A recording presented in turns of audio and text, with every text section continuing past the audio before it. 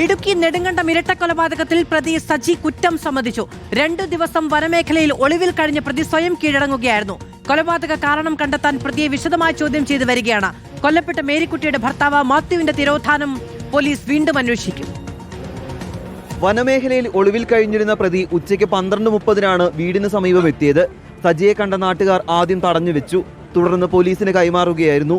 നാട്ടുകാരും പോലീസും സംയുക്തമായി തെരഞ്ഞിട്ടും ഒളിവിൽ പോയ സജിയെ കണ്ടെത്താൻ കഴിഞ്ഞിരുന്നില്ല. പ്രതി 2 പേരെ കൊന്നതായിട്ട് സമ്മതിച്ചിട്ടുണ്ട്. ബാക്കി തെളിവെടുപ്പുണ്ട്. നാളെ 11 മണിയുടെ കോടതിയിൽ നമ്മൾ റിമാൻഡ് റിപ്പോർട്ട് സഹിതം ഹാജരാക്കണം. കോടതി ഹാജരാക്കിയ ശേഷം വീണ്ടും കസ്റ്റഡിയിൽ എടുക്കുന്നതാണ്. തെറ്റുപറ്റിയെന്നും എന്ത് വേണേലും ചെയ്തോളൂ എന്നും സജി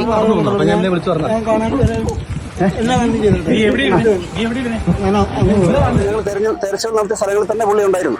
അവിടെ നിന്ന് പുള്ളി ഇറങ്ങി വന്നത് തെറ്റുപറ്റിപ്പോയി, ഞാൻ കീഴടങ്ങാണെന്ന് പറയും. ആ കടയിൽ ഒരു ചേച്ചിയാണ്, ആ ചേച്ചിയോട് പറഞ്ഞു ഞാൻ കീഴടങ്ങാണ്, എനിക്ക് തെറ്റുപറ്റിപ്പോയെന്ന് പറഞ്ഞു. മേരിക്കുട്ടിയുടെ ഭർത്താവ് മാത്യുവിനെ 2018 മെയ് മുതൽ കാണാതായിരുന്നു.